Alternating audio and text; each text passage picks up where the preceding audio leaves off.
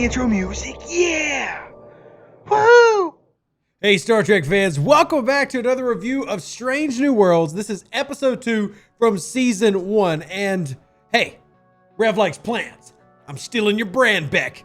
It's mine now. But also, this was a fantastic episode. And I have, and y'all can disagree if you will, that's fine.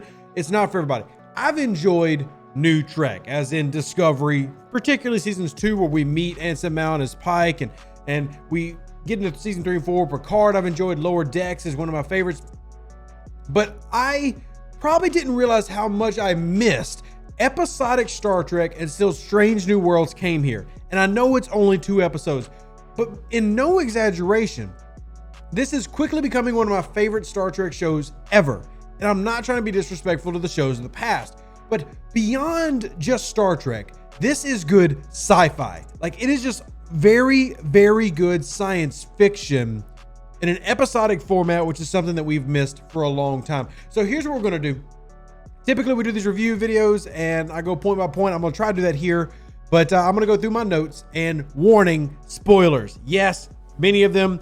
If you're complaining spoilers in the comment section, you're missing the point. There's going to be spoilers here. So do not watch if you haven't seen episode 2. And if you have, well, let me know what you think about all this in the comments. So starting off, as we can see right here, you're getting an opening monologue from Cadet Uhura.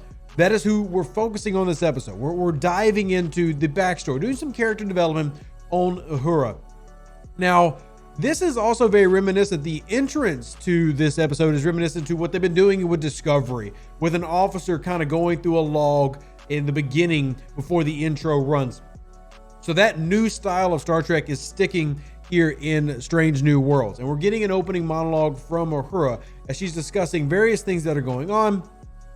And some funny things are happening. We open up the episode with some comedic, some laughs, and where Lieutenant Ortega tricks Cadet Uhura into wearing her dress, you call them dress blues, like if you were in the Marines or something, but this is her dress uniform to a kind of like a captain's social. Captain's got the bridge officers and the main staff coming through, and Cadet Uhura gets invited and she gets tricked into wearing this, which everybody kind of finds as freaking hilarious. And one of my favorite points in this is actually Pike's reaction is so genuine. Like, when he sees Uhura, you can see him kind of up and down her, and he's just giggling. Like, Anson Mount does a really good job of selling his emotions either way. And one of the things that I'm appreciating about him is how he can tug an emotional note from you without having to go too far. And there is such a powerful image, is such a powerful message that he's fighting. And in these episodes, you basically have Pike is fighting and dealing with the thought of his own mortality. And there's notes of that and tones of that in this episode. Even though the episode mostly is focused around the character development of Uhura, one thing I really like with the writing of Strange New Worlds is that it doesn't feel secluded. It's not just this character is the focus and everybody else is kind of left out. This is definitely one of those episodes where you're feeling build of everybody, but it's focused around one central theme, which is fantastic. So anyway, there's just some funny notes early on as we get Uhura, getting teased a little bit and getting razzed a little bit for being the new guy and coming in here, which is also not necessarily too extreme, because as you can see in the background, number 1 is wearing her uniform, and we've almost yet to see her not in uniform. But anyway, moving on into the party. This is a fantastic reference to Star Trek Enterprise. There's actually been 2 Star Trek Enterprise references so far. If you remember, in episode 1, they were going to rescue the ship, the USS Archer, as probably a nod to Captain Archer, who was the NX-01 Enterprise captain in Star Trek Enterprise. And here we have the Anar, and the Anar, you would look and probably go, oh, well, it's an Andorian. Hold on, if you haven't watched Enterprise, let me give you a quick refresher. The Anar are blind subspecies of Andorians, and they have many abilities that Andorians do not have. If you remember, Andorians, think of Strand, very blue skin, and going all the way from their tendrils to their toes, and the white hair. Where the Anar are almost like an albino subspecies, but they're also very different. They're not just different in skin tone. The Anar have telepathic abilities, though maybe a little bit more limited compared to other species. It's important to note. And this actually gets proven here in this episode, where Spock telepathically tells our chief engineer Himmer here that he's going to basically throw him a knife, and he does, and then Himmer comments on it. And then this gets to Uhura where she's like, hold on, y'all are messing with me. Let me go ahead and bust out my linguistics genius here, which they really do push in this episode to really, talk about the insecurities she has as a cadet. This is going to be her first away mission. She's unsure how to really feel about even being in Starfleet, which we'll get to in a second. But the hazing a little bit by the senior officers is, that good fun with the new guy, but she calls them out on it in a very friendly, fun way. And I love it because what ends up happening is as she walks away, both Himmer and Spock go, well, Himmer goes, I really like her.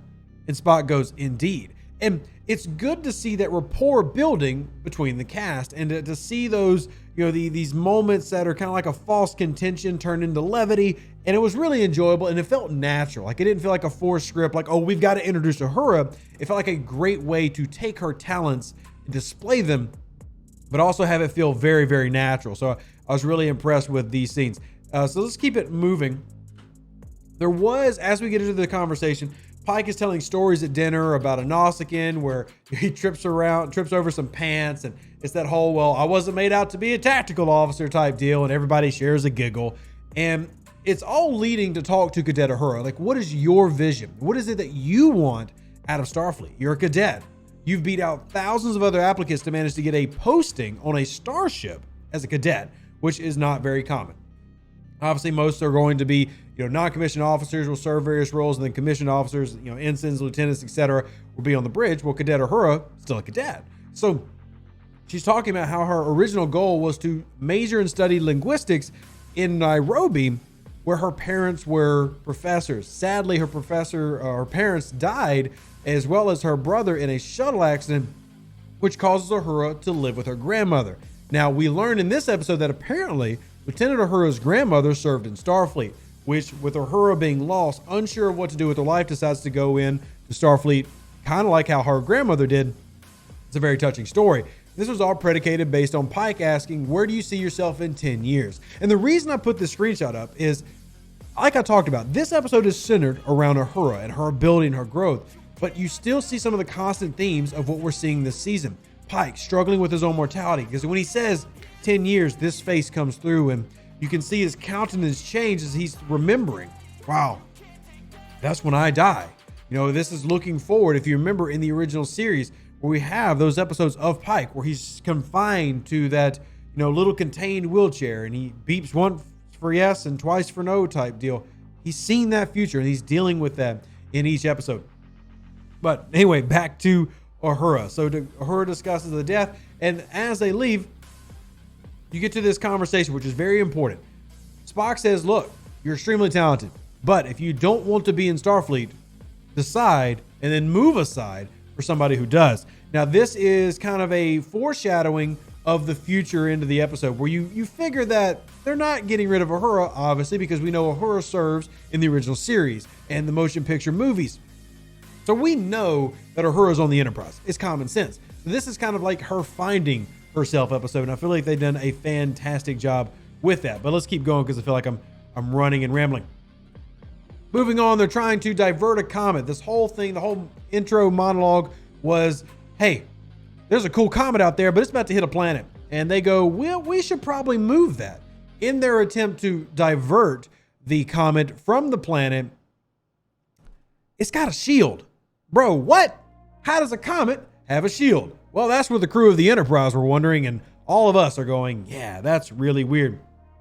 So as you can imagine, we've got to have a meeting about it, and this allows us to get our first real look at Lieutenant Samuel Kirk, who is Captain Kirk's brother, and that is, as we talked about in episode 1's review, canonical. That was something we learned in the original series. He actually dies in the original series. Y'all can go check that out if you want to.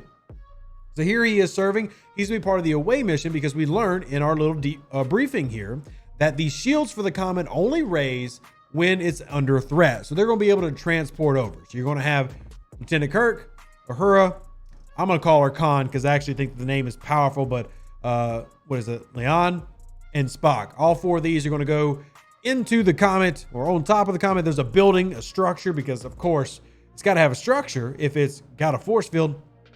and we're going to move on to our next level. But it's also a good intro to really get Kirk in here, and he jokes with Pike that, hey, maybe you should grow a mustache too. So it's fun. There's a lot of like little brief comedic moments here that I like, help break up the tension. But as I said, they're going to beam down to the surface and start exploring. Obviously, our tactical officers are going to go secure the perimeter. And I will say, there are a couple of cheesy lines that kind of get inserted in Star Trek. And I know there's some tropes that we've gotten used to with the franchise, but I don't want her character to just be that, because she's doing the cheesy, like, well, we're on our own now and the perimeter secured. I want to see that there's a little bit more depth to the character, and I believe there will be. But for now, just something that I'm looking for. And so far, she hasn't had that ability. Episode 1, we did get to see a little bit of her, but there's definitely a lot to her character that we've not explored yet. So moving on, this is where it gets kind of squirrely, because you've got Kirk talking to Uhura, and she's obviously nervous. She's definitely not feeling super comfortable with where she's at yet and being on this away mission. So we've got this massive egg. There's the only way to describe it. That's why I've got it on screen, where they're trying to figure out how do we deactivate the shield so that we can move this comet out of the way and save the, pre-warp civilization on this planet. It's very noble, very Starfleet. Well, Kirk gets the ever-loving crap shocked out of him. The egg shoots him across the room. Because, bro, don't be touching things that you can't translate yet. You haven't translated. You don't know if it's safe. So stop touching it. Well, he touched it and went across the room. So now everybody's freaking out. They've got to defib him, save him. It's become this big problem. And Kirk kind of tries to take the lead, because he had asked Uhura to help. Like, hey, what do you think about this? These markings, could they be a language? And Uhura's sitting here like, well, why are you asking me? I'm just a cadet. And he has a great quote that I really like here. He says, don't study linguistics if you don't want people to ask you questions about it. It was a very like Kirk thing to say, like a very James T. Kirk thing, but obviously this is Kirk's brother. So it was nice to have like a little family dynamic there. It felt like it was, a very genuine statement. So you've got that, and well, steps on the egg and goes boom, because Uhura was kind of trepidatious. And here comes the big baddie. The big baddie of the episode is, of course, the undefeatable, super powerful, way stronger than us. And this is going back to like the Next Generation. This was such a problem in the Next Generation for me, is like the Enterprise, the flagship of the Federation, always runs into ships that are way bigger, way stronger, way faster. And that's direct quote from number one. Number one said, it's faster than us. It's we don't want to get in a firefight with it. It's got too many guns. So this is the shepherds, and they are guiding this comet that to them is not a comet. It's a being that brings life, can also bring destruction. And this is also kind of the naming that you'll hear said over and over throughout the episode, is that it's talking about Persephone, which, if you go into your ancient lore, was a goddess of fertility, but also, goddess of life, but also the underworld. So represented death and life at the exact same time. So now we're getting to this like, well, what is this going to represent here? And as you can kind of predict, if you know about, the name Persephone and the history of that, religion, well, it's going to, underworld, all those dark tones, but it's Star Trek. So we're going to bring out a positive in the end. So let's keep moving, because there's so many great things in this episode. I'm gotta keep moving. All right. So Uhura starts figuring out, hey, it responds to musical notes. And this is one of my favorite parts of the episode, because this is now officially the first time we have Spock and Uhura with a singing thing. And this is a direct shout out to Charlie X from the original series. If you remember that, that's where Uhura is kind of in the mess hall singing with her beautiful voice. And I've got to give mad props, in my opinion. Celia Rose, who plays Uhura, also beautiful voice. And Ethan Peck, I appreciate you attempting to keep up in here, but your voice is not near as nice to listen to as hers is. And she's working on this. Like, oh, wait, we know how to communicate with this. We're using musical notes. And they actually go through the patterns of how we can pick it up based on the markings. And it makes a little bit more sense than some of the previous iterations of how Star Trek figures out languages. So I really appreciate that. So moving on, now we're into the big battle of the baddies. They managed to get off the comet, got Kirk back on the Enterprise. Well, this makes the shepherds mad. So now you get into a very nice cinematic theme of the Enterprise swerving through traffic, dodging, photon fire from the big bad enemy while they're trying to save this planet. Enterprise tries shooting at it and everything, and that doesn't go very well. So there we go. Now, I will say real quick before I move on to the next slide, the escape scene here is hilarious because they rely on Lieutenant Ortega. The whole joke is, hey, you said you're going to be the best pilot out of Starfleet. Prove it. And basically, she does a freaking massive barrel roll, which I died laughing, but also loved at the same time. One thing I really like about this that older Trek could not always do, this really showcases the three-dimensionality of space. It's no longer linear flights and everybody's even and lined up. We're going up, down, left, right, in, out. And I appreciate that we're getting depth. And I realize that is a piece that really couldn't happen in a lot of old Trek because you're using models, static, and how you're filming. But you're getting that here and makes it much more realistic. All right, so what ends up happening? The ship grossly overpowers the Enterprise, but the Enterprise, kind of falsely limps away. That way Spock can come through and he's going to help split the comet by using heat to split off a massive chunk. Now, the funness as we wrap down here is Uhura, as all this has transpired, we've managed to get the Shepherds less mad at us. Shepherds leaving us alone. We've learned to respect each other's cultures, yada, yada. Then we get to this slide right here, which is where they determine, hold on, the comet actually just greatly helped this planet. And what it did is when the ice broke off, it went into the atmosphere of the planet and added a lot of moisture that was not there before. And that's what they're talking about here. I also really appreciate that in the past 2 episodes, we've got very detailed slides about these planets. So we've got an M-class planet, but look, it tells the rotational period, 24.1 hours. So it's very similar to Earth. The revolution, 391, so a little bit longer year than Earth is. But you go through all these different pieces. You look at the nitrogen level, the oxygen level, the argon, the water vapor, giving you all these stats that it's really nice to see that level of detail being put into the show. And as they're going through here, Uhura is able to translate the message that they had received a message before the entire episode starts as they came up to the comet. And the message foretold of Spock breaking away the ice to then give life to this planet and to give it water. And that's where we have this kind of like debriefing from the Shepherds, where you've now witnessed the miracle of how our savior, our comet, will give life to planets. And you've got Spock and everybody talking where, like, are you saying the comet foretold of what was going to happen? And essentially did. And it's not an episode meant to like get you into mysticism. It's an episode meant to help point to Uhura's ability as a linguistic genius, but also to go back to one of the original points, the main character, Captain Pike, and him dealing with his mortality. And number 1, talking with him about, hey, maybe your life isn't set in stone, but maybe it is. And that is part of the discussion that we have here. And I want to end on this slide. He ends the episode going through the names of the people that he is set to save in 10 years. Once again, I love the details of these slides. I love the detail that they're putting into this to provide us information for what the characters are going through and what the cast is going through, because the characters are not just who they've been in the past, but they're also the actors portraying them. And the range that we're getting in this has just been absolutely phenomenal. As far as Star Trek episodes go, and I'm curious your opinion, hence the comment bar, this is as close to a perfect Star Trek episode as I can really list. Is it the best episode ever? I can't say that. But when I think of episodes that make me go, I want to see Star Trek that finds a problem, solves a problem, has a positive message, and brings me to something. And that's what I got here. There are little things that I nitpick here and there, but that's the case with any show.